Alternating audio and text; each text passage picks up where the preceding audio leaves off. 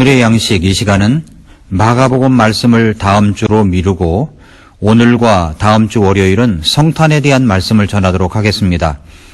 오늘은 마태복음 2장 1절부터 8절 말씀을 통해서 성탄 맞을 준비를 하셨습니까? 라는 제목으로 말씀을 전하겠습니다. 전 세계의 모든 교회들이 성탄절을 지내지만 근본주의 침례교회와 보수주의 교회 가운데에는 이 성탄절을 지내는 교회가 있고 안 하는 교회가 있습니다. 안 하는 이유는 성탄절이라고 하는 것은 성경적인 절기가 아니기 때문입니다. 사실 예수님께서 탄생하신 날은 12월 25일이 아닙니다. 크리스마스라는 말조차도 사실은 그렇게 성경적인 것이 아닙니다. 이 말들은 모두 천주교에서 이방의 풍습을 받아들여 만들어낸 용어들입니다. 크리스마스란 그리스도의 미사라는 뜻입니다. 미사란 라틴어 메서에서 온 말인데 이것은 속죄를 위해 드리는 제사를 의미합니다. 미사는 로마 가톨릭 교회의 제사를 일컫는 말입니다. 성경대로 믿는 그리스도인들은 결코 미사를 드리지 않습니다. 다만 하나님께 영과 진리로 경배를 드릴 뿐입니다. 장로교회의 창시자 칼빈은 그의 기독교 강요에서 로마 가톨릭 교회의 미사는 주의 만찬을 더럽힐 뿐만 아니라 그것을 말살하는 모독적인 행위로 그런 행위는 곧 미신이며 우상숭배이다 라고 하였습니다. 그러므로 그리스도인들은 사실 크리스마스라는 말도 성탄절이라고 하는 용어를 사용하는 것도 그렇게 내키지 않는 단어들입니다.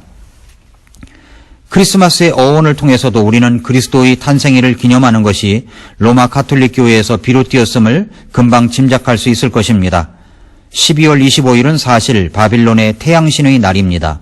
12월 21일은 동지로 지구가 태양의 영향력에서 가장 멀어지는 날이며 24일부터 태양의 영향력은 커지기 시작합니다. 태양신을 숭배하는 자들은 여기에 생명이 다시 돌아온다는 의미를 부여했는데 바로 이러한 믿음으로 태양신인 바알의 생일이 12월 25일이 되었습니다. 태양은 여러 가지 명칭으로 불리며 경배되었는데 그 이름은 함무즈, 호러스, 이시스, 솔 등으로 불리옵니다. 그래서 태양신의 축제인 12월 25일은 마시고 즐기며 술 취하고 아기들을 바알에게 희생제물로 바치는 날이었습니다. 12월 25일의 성탄절은 초대교회 때부터 4세기까지의 어떤 교회도 어떤 성도도 이것을 지키지 않았습니다.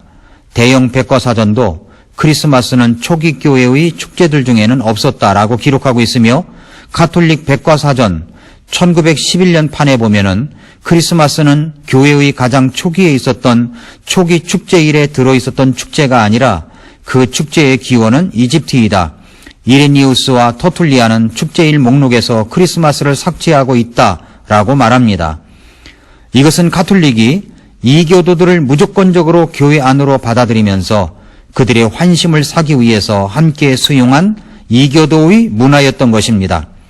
로마 교회는 4세기 후반에 고대 로마의 태양신 소로의 탄생일인 12월 25일을 그리스도의 탄생일로 지정하여 지키기 시작하였고 5세기에 이르러서는 12월 25일을 그리스도의 탄생일로 영구히 지키라는 명령을 내렸습니다. 그렇게 하여 12월 25일이 예수님의 탄생일 성탄절이 되어 지금까지 지켜오게 된 것입니다. 이 천주교의 누룩이 온 세상에 만연하여 예수님의 이 땅에 오심을 진정으로 축하하며 그 구주 예수 그리스도를 받아들이는 것이 아니라 가장 큰 죄악을 저지르는 날이 되어버렸습니다. 그러므로 성탄절은 크리스마스는 사실 꼭 지킬 필요가 있는 날은 아닙니다. 그런데 왜 우리는 지금 크리스마스 행사를 하는 것입니까? 개인적으로 저는 꼭 지켜야 된다고 생각하지 않는 믿음을 가지고 있습니다. 그러나 이 세상에 예수님께서 오셨다고 하는 시즌이라고 하는 것은 온 세상이 다 압니다. 크리스마스 하면 예수님께서 오신 것을 나타내는 고유 명사가 되어버렸습니다. 이때 우리가 해야 할 것은 그러한 것들이 잘못된 것이라고 돌아서서 나는 안 지킨다는 것을 고소하는 것보다는 이 땅에 오신 예수님이 진정 구세주라는 사실을, 그래서 예수님이 이 땅에 탄생하셨다는 사실을 알릴 필요가 있다고 생각합니다. 그래서 우리는 연말에 이런저런 행사를 준비하고 예수님을 전할 크리스마스 전도 집회도 기다리고 있는 것입니다. 내일인 12월 23일 저녁 6시는 우리 교회 모든 성도님들이 이 땅에 오신 예수님을 구주로 받아들여 구원받고 보니 얼마나 행복하고 감사한지 그 기쁨을 사람들에게 알리는 153 내 영혼의 4개의 콘서트가 있습니다. 오셔서 함께 하시면 정말 놀라운 축제의 현장이 될 것입니다. 그리고 오는 주일은 아직 예수님을 모르는 사람들을 주님께로 인도하여 그 예수님이 구주라는 사실을 알릴 크리스마스 전도 집회가 있습니다. 성도님들은 가족들, 이웃들을 꼭 전도하여 함께 하여서 진정 이 땅에 오신 예수님을 맞아들이는 기적의 역사가 일어나길 기도합니다. 예수님께서 이 땅에 오신 것만큼은 분명합니다. 그래서 역사가 BC와 AD로 나누어졌습니다. 역사란 영어로 히스토리입니다. His 플러스 스토리입니다. 그분의 이야기, 예수 그리스도의 이야기입니다. 예수님이 이 땅에 우리를 구원하러 세상에 오셨건만 그 예수님을 받아들인 사람들이 있고 그렇지 못한 사람들이 있습니다. 오늘 성경 본문에서도 예수님을 받아들이지 못하고 성탄 맞을 준비를 하지 못한 사람들이 나오는데 몇 사람이 있지만 2사람만 소개하겠습니다. 첫째로 헤롯 왕입니다. 마태복음 2장 1절과 2절을 보면 이제 헤롯 왕 시대에 예수님께서 유대의 베들레헴에서 태어나심에 보라 동쪽으로부터 지혜자들이 예루살렘에 와서 이르되 유대인들의 왕으로 태어나신 분이 어디 계시냐? 우리가 동쪽에서 그분의 별을 보고 그분께 경배하러 왔노라 하니 라고 말씀했습니다.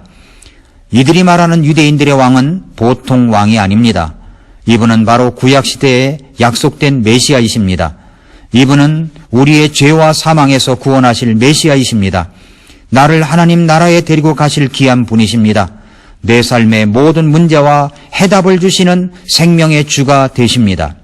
나의 답답한 문제를 해결해 주시고 인도해 주시는 귀한 분이십니다. 그런데 동쪽으로부터 온 지혜자들이 예루살렘에 와서 묻습니다. 유대인들의 왕으로 태어나신 분이 어디 계시냐? 7절을 보면 헤롯은 예수님을 경배할 대상으로 알고 있었던 것 같습니다.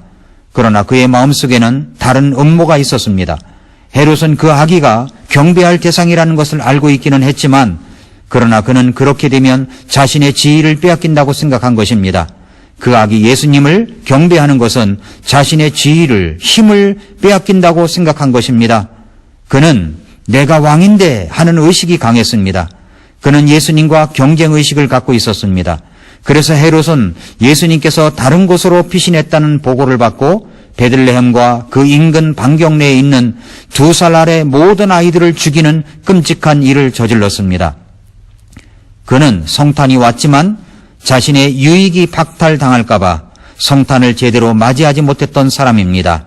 아주 어리석은 사람입니다. 그런데 이런 어리석은 사람은 그때만 있었던 것이 아닙니다. 오늘을 살고 있는 사람들 중에도 있다는 것입니다. 오늘날 많은 사람들이 교회를 출석하기를 거절하고 예배에 참석하지 않는 이유가 무엇입니까? 우리의 구주 예수님을 영접하지도 않고 받아들이지도 않으며 또한 예배에 참석하지도 않고 밖으로 도는 이유가 도대체 무엇 때문입니까? 그것은 헤롯이 아기 예수님을 경배하지 않은 이유와 같은 것입니다. 그 예수님 때문에 손해를 볼 수도 있다는 생각 때문입니다. 교회를 나가는 시간이 시간 낭비라고 생각하기 때문입니다. 예배하는 시간이 시간 낭비라고 생각하기 때문입니다. 주님 앞에 드리는 시간이 시간 낭비요 힘의 낭비라고 생각하기 때문입니다. 왜 헌신을 안 합니까? 헌신을 하는 것이 손해라고 생각하기 때문입니다. 만약에 헌신을 해서 이익이 온다면 하지 않겠습니까? 주님 앞에 드리는 물질이 손해라고 생각되기 때문에 물질을 안 드리는 것입니다. 이익이라고 생각하면 안 드리겠습니까? 아니, 여러분이 주님 앞에 11조를 드리면 그 11조로 인하여 여러분의 금고에 들어가지 않을 정도로 주신다면 안 하겠습니까? 이 헤롯의 잃어버린 성탄 앞에서 우리들의 모습을 돌아봐야 하는 것입니다. 둘째로 서기관들입니다. 서기관들은 당대의 대표적인 종교 지도자들입니다. 헤롯 왕은 지혜자들의 이야기를 듣고 이 서기관들에게 자문을 구했습니다. 마태복음 2장 4절을 보면 그가 모든 수제사장들과 백성의 서기관들을 함께 모아 그리스도가 어디서 태어나겠느냐 그들에게 다그쳐 물으매 그들이 그에게 이르되 유대의 베들레헴이니이다. 대언자를 통해 이렇게 기록하신 바라고 이야기했습니다. 이 서기관들은 얼마나 성경을 잘 아는 사람들입니까? 그들은 정확하게 예수님이 어디에서 탄생하실 것인 것까지도 알고 있는 사람들이었습니다. 그런데 나중에 보면 아기 예수님의 탄생을 축하하러 온 사람들 가운데에는 서기관들은 없습니다. 수제사장들도 없습니다. 그들은 알고 있는 것에만 그치고 있는 것입니다. 성경은 잘 알고 있었습니다. 그런데 그 성경대로 이루어질 것에 대해서 진지하게 생각하지 않는 사람들이었습니다. 우리는 교회에 오래 다니다 보면 성경에 대한 지식이 쌓입니다. 경험적 지식이 많이 쌓입니다. 예수님이 구세주라는 것도 압니다. 하나님이 사랑이시라는 것도 압니다. 성경에 대해서도 어느 정도 알게 됩니다. 그러나 아는 단계를 넘어서지 못하는 사람들이 얼마나 많습니까? 그저 호기심만 발동한 사람들인 것처럼 생각되는 분들이 참 많습니다. 서기관은 마음은 없는 머리로만 사는 사람들을 대표하는 것입니다. 오늘날은 어떻습니까? 오늘날도 이런 사람이 있습니다. 머리로만 살아가는 사람들입니다. 서기관은 예수님의 탄생 장소를 알고 있었습니다. 그것이 쉬운 일입니까? 여러분은 예수님께서 태어나실 장소를 말씀해 놓은 성경이 어디인 것을 알고 계십니까? 아는 사람이 많지 않을 것입니다. 그러나 여기 서기관은 알고 있었습니다. 그들은 베들레헴이라는 장소를 알아냈습니다. 그러나 거기까지 찾아가서 경배할 수 있는 발과 마음은 없었습니다. 그들은 아기 예수님 앞에 엎드릴 수 있는 가슴도 없었습니다. 손도 없고 발도 없는 머리만 있는 지식이 바로 서기관과 제사장들의 신앙입니다. 성경이 위대한 하나님의 말씀이라는 사실은 알고 있습니다. 그러나 그 성경을 지금까지 한 번도 읽어보지 못했다면 서기관들이 갖고 있는 신앙과 별 다를 바가 무엇이겠습니까? 사실 오늘날 교회를 다니며 성경책을 옆에 끼고 다니며 교회에서 이런저런 봉사도 하는 사람들 가운데에는 오늘 밤 이 세상을 떠나면 천국에 갈 수 있는 확신이 있습니까? 라고 묻고 그 근거가 무엇이냐고 물으면 성경에서 말씀하는 정확한 대답을 하는 사람들이 많지 않습니다. 교회는 다니지만 구원받지 않은 사람들입니다. 서기관처럼 말입니다. 사랑하는 애청자 여러분, 이 방송을 듣고 있는 여러분은 전혀 성경과 관계가 없는 사람이라고 생각하지 않습니다. 성경도 교회도 알고 있는 분들일 것입니다. 그렇다면 여러분은 오늘 밤 이 세상을 떠난다면 천국에 갈 수 있는 확신이 있습니까? 만약에 오늘 밤에 이 세상을 떠나서 하나님 앞에 가 섰는데 하나님께서 말씀하시기를 내가 너를 나의 천국에 들여보내주어야 할 이유가 무엇이라고 생각하느냐라고 물으면 뭐라고 대답하시겠습니까? 내 자신이 죄인임을 깨닫고 회개하고 회심하여 예수님을 구주로 받아들인 적이 없다면 여러분은 구원받은 사람이 아닙니다. 오늘 헤롯처럼 서기관처럼 예수님을 받아들인 적이 없는 사람입니다. 예수님을 구주로 받아들이는 것이 성탄의 진정한 기쁨을 알게 하는 것입니다. 여러분은 성탄 맞을 준비를 하셨습니까?